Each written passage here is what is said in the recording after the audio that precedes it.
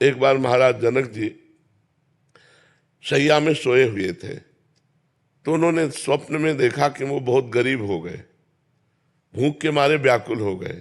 किसी तरह उन्होंने कुछ दाल चावल मांगे और उसे मिट्टी की हाड़ी में पका रहे थे। वो पकने वाली ही थी कि दो सांड लड़ते हुए आए और वो सब खिचड़ी नष्ट हो गई। और वो ऐसे व्याकुल हुए, पूछो जो ही व्याकुलता हुई, इसमें आंख खुली तो देखा राजा का वैभव। उनका ये सत्य कि वो सत्य। सभा में आए बड़े बड़े विद्वान बैठते थे, उनसे पूछा ये सत्य कि वो सत्य। अब ये और वो का तात्पर्य कोई जाने तो उसका निर्णय करे।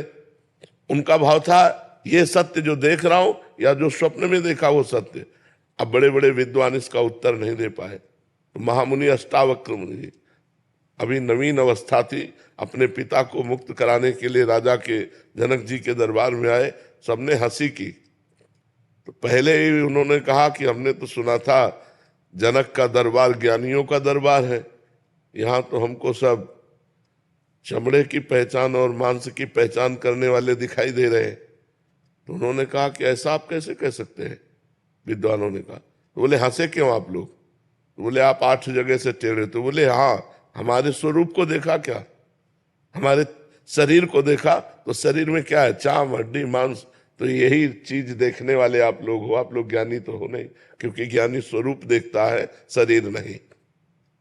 अब सबके होश उड़ गए कि बालक कोई साधारण नहीं। तो जनक जी से कहा हाँ जनक बोल, तेरा क्या प्रश्न है? तो उनका ये सत्य कि वो सत्य। बोले ना ये सत्य ना वो सत्य।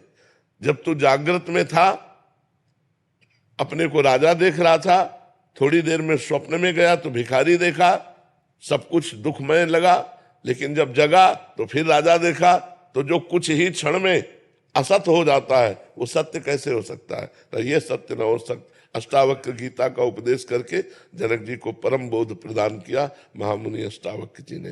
तो ये जब हमारे